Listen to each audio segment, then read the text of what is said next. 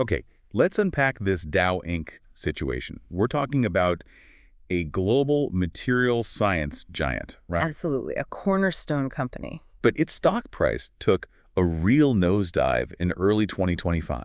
Wow. I mean, from way above $40 down to under $30 by April 24th. Yeah, that's a significant drop. It really makes you ask questions. Exactly. For a company this big, that kind of move screams, what's the real story here? What's actually happening at Dow? Well, it seems like it's not just one single thing. It looks like a mix of broader economic issues hitting the whole chemical sector, Right. and also some very specific hurdles that Dow itself is facing right now. And that's precisely what we're diving into today. We've got this detailed research analysis dated April 24th, 2025, which, interestingly, was the same day they dropped their Q1 earnings. Perfect timing for a deep dive then. Right. So our mission here is pretty clear. Boil down the key info, understand what's really driving Dow's current predicament. And highlight the potential upsides, but also the serious risks. Things you, listening, should really have on your radar. Yeah, is the market just being overly pessimistic, or does this lower price actually reflect some fundamental issues? That's the core question, isn't it? Has the market overreacted, or is this correction justified by real headwinds? We want to give you the info so you can start forming your own view. Okay, so where do we even start with a company as massive and complex as Dow? Well, I think the logical place is just understanding the basics. What does Dow actually do? Good point. They're a global leader in material science, been around forever, basically since 1897. In 2024, we're talking about roughly $43 billion in net sales. Wow. Yeah, and they've got about 36,000 employees spread across 91 manufacturing sites in 30 different countries. It's a huge operation. A real powerhouse, like you said. And it's Yeah. structured into different divisions, correct? Exactly. 3 main operating segments. The biggest one, making up about 51% of their 2024 revenue, is packaging and specialty plastics. You'll hear it called PSP. PSP, got it. What's in there? Everything from basic hydrocarbons and energy inputs to polyethylene, functional polymers, elastomers, stuff that ends up in food packaging, industrial uses, infrastructure, consumer goods, even transportation. So really wide reach. Huge reach. But here's the thing. Even as their largest segment, PSP sales were actually down 2% year over year in the first quarter of 2025. Okay. A dip in their main engine. What about the other two segments? Next up is industrial intermediates and infrastructure thiamide. That's about 30% of revenue. I&I.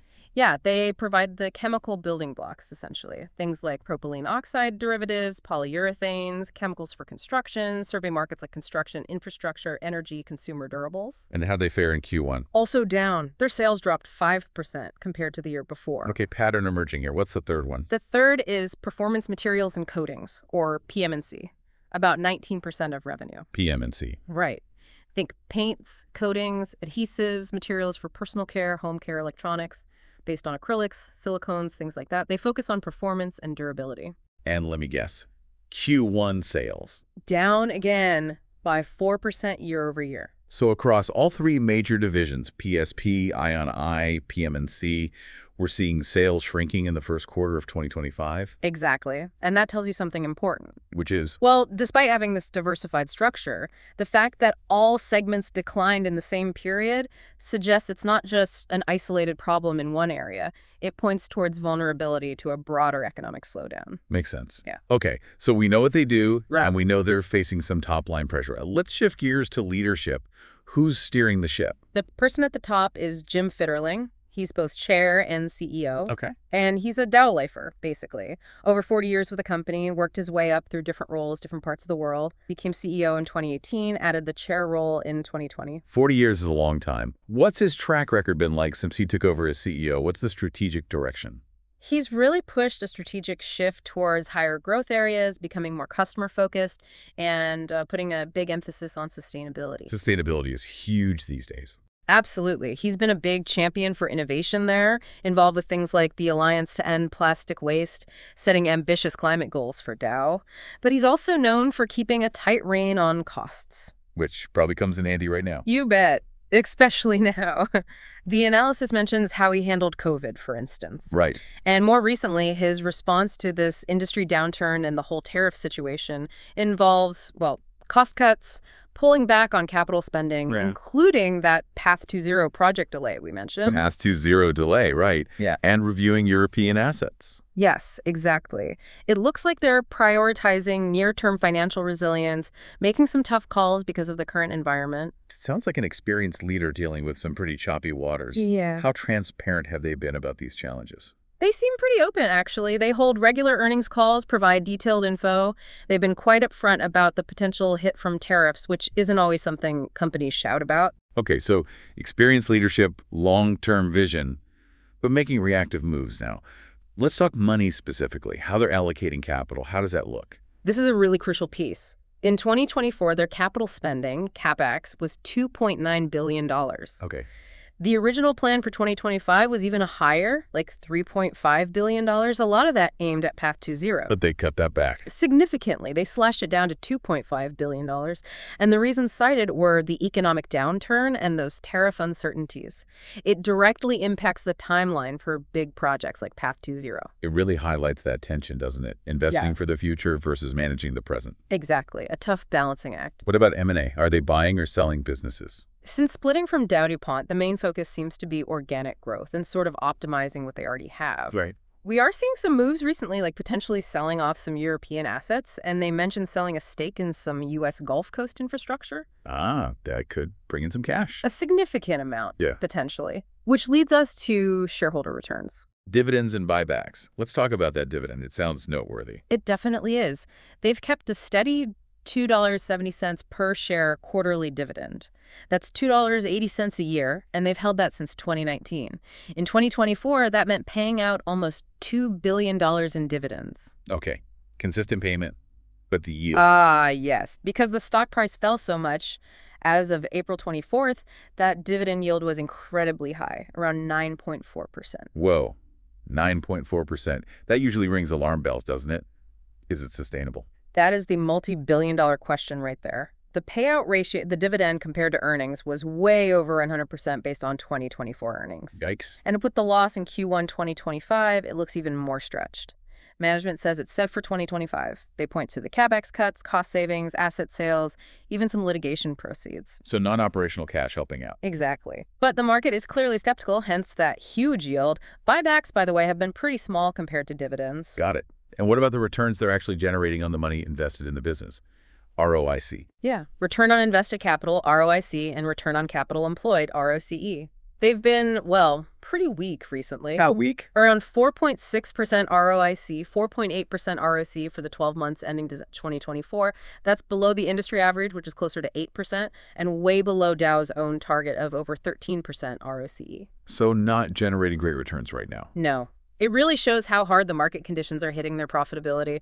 For every dollar they invest, they're just not getting the kind of return you'd hope for or that they aim for. Okay, so the picture is major financial pressures impacting investment and returns, but a commitment, at least for now, to a very large dividend payout. Let's broaden out overall financial health. Hit me with the key metrics as of late April 2025. All right. Share price, as we said, $29.89. Market cap hovering around $21 billion.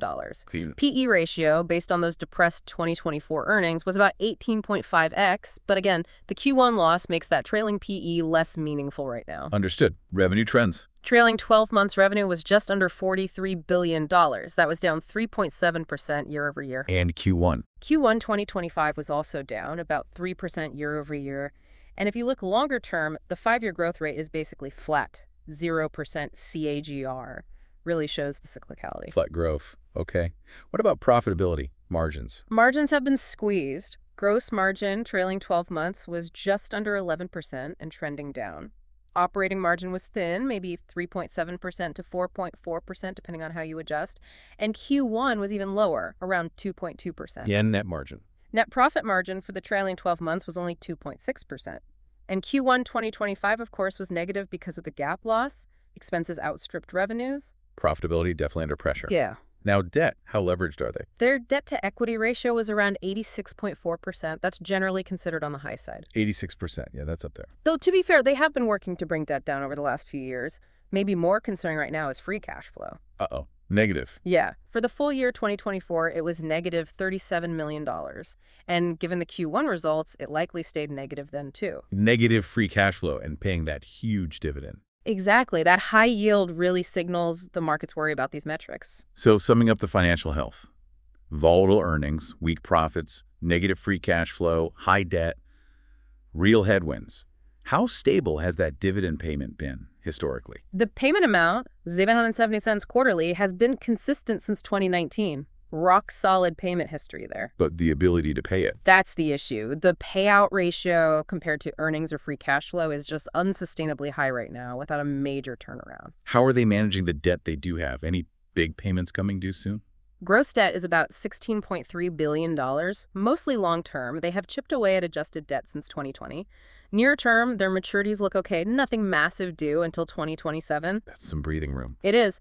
But their ability to cover interest payments with earnings has weakened. Their EBIT to interest expense ratio wasn't great in 2024. And S&P Global Ratings put a negative outlook on their BBB credit rating, expecting metrics to stay weak through 2025. So credit agencies are watching closely too. What about managing day-to-day cash, working capital? Their working capital metrics, like how fast they collect cash, how long inventory sits, how long they take to pay suppliers, those looked relatively stable at the end of 2024. So managing the short-term operations, okay. Reasonably well, yeah. But good working capital management can only do so much when the bigger picture profitability and cash flow are challenged. Right. So overall financial health assessment, scale and manageable near-term debt, give them some buffer, but things are definitely strained. Volatility, weak profits, negative cash flow, pressure on the dividend and credit rating. Stability really seems to hinge on cost savings kicking in and, more importantly, the external environment getting better. That sums it up perfectly. A lot depends on factors outside their immediate control right now. Okay, we've covered a ton in this first half. The business, the management, the financials. When we come back, we'll dive into what the market thinks, who owns the stock, and the big risks and opportunities. Don't go away. Stay with us. Welcome back. We're deep diving into Dow Inc. Before the break, we looked under the hood at operations, leadership, and the somewhat concerning financial picture. Now let's talk about perception. How is the market actually viewing Dow right now? What's the sentiment? Well, the overall feeling seems to be caution. A lot of caution mixed with significant uncertainty. Even with the stock price already down so much. Even then, yes, the price looks low compared to historical levels, and some analysts still have higher targets, but there's this clear sense of apprehension hanging over the stock. What are the professional analysts saying? Is there consensus view? The consensus rating is basically hold. You still see some buy ratings out there, but many analysts are saying wait and see. A holding pattern. Pretty much. And what's really striking is the huge spread in their 12-month price targets. You see estimates ranging from the high $50, even $60, all the way down to the high $20 or low $30. That's a massive range. What does that tell you? It screams uncertainty. There's just no strong conviction one way or the other. And we've seen a trend of recent downgrades and analysts cutting their price targets, directly reacting to the bad news. Speaking of bad news, what specific recent events have likely been driving this cautious sentiment? Several things. Definitely that Q1 2025 earnings report with the DAP net loss. That didn't help. No kidding. Then there's the ongoing uncertainty around those 2025 U.S. tariffs. Management's been vocal about their concerns, and that weighs on the outlook. The tariff overhang. Exactly. Plus the announcements about cost-cutting, delaying big projects like Path to Zero that signals to the market just how tough things are. Even independent research firms like Morningstar recently cut their fair value estimate for Dow and flagged higher uncertainty. So just a stream of negative news feeding into that cautious market view. Okay, let's look at who actually owns Dow stock. Does the ownership structure give us any clues? It can offer some insights, yeah. Let's start with short interest. That's the percentage of shares being bet against, essentially. All right, people betting the price will fall further. High or low? Actually, it was moderate. Around 3.67% of the float as of late March 2025. That's actually below the average for similar companies in the sector. Interesting. So not an overwhelming bearish bet. Not based on the short interest alone, no. There are definitely bears, but it's not extreme. The days to cover was around 3 days, so no imminent sign of a short squeeze either. Okay. What about the big players, institutional investors? Institutional ownership is high. Very high, actually. Somewhere between 68% and 70% of the shares are held by large funds, investment firms, mutual funds, pension funds. So the big money managers are heavily invested. They are. But remember, these holdings change. A big position doesn't automatically mean unwavering confidence forever.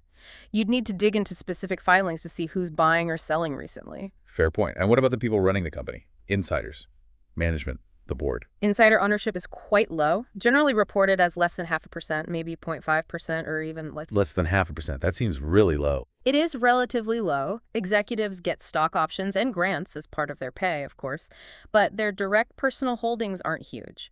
Some investors like to see higher insider ownership, thinking it aligns management more with shareholders. Skin in the game. Right. But low ownership doesn't automatically mean they lack confidence. It's just another data point to consider in the whole picture. Okay, so summing up ownership. Mm-hmm. Cautious market, moderate short interest, lots of institutional money involved, but not much direct ownership by insiders. Now let's try to tie everything together. Let's look at the SWOT analysis. Strengths, weaknesses, opportunities, threats. Okay, let's break it down. Strengths first. Dow has some big ones. Leading market positions, huge scale, integrated operations, giving them cost advantages, especially with North American feedstocks. That access to cheap natural gas liquids is key, right? Crucial. Plus, they have a diverse product portfolio, strong R&D, a recognized brand, a stated commitment to sustainability, and, as we discussed, experienced management. Solid foundation. Mm-hmm. But the weaknesses are clearly biting right now. What are the main ones? Cyclicality is a big one. Their business swings heavily with the economy. Volatile commodity prices are a constant challenge. We talked about the high debt. Yep, high debt, weak profitability, and negative free cash flow currently. That dividend payout ratio looking unsustainable. Low ROIC compared to targets and peers. And specifically, challenges in their European operations seem pronounced. Okay, a fair few weaknesses. Despite those, what are the potential opportunities they could seize? Where's the upside potential? Well, growth in emerging markets is always an opportunity for a global player. The increasing demand for sustainable and specialty chemicals plays right into their R&D focus. If they can execute. Right. They can definitely benefit from their own cost-cutting efforts. That expected cash from asset sales could give them breathing room. And of course, any kind of cyclical recovery in the global economy would lift their boat significantly. And the tariff situation. A favorable resolution there would be a huge opportunity, removing a major dark cloud. Makes sense. Now the scary part, threats. What are the biggest external risks looming over Dow? A prolonged global slowdown or a full-blown recession is probably threat number one. Given their cyclicality. Exactly. Those 2025 U.S. tariffs are a massive threat. Demand destructions, margin squeeze, supply chain chaos, potential retaliation from other countries.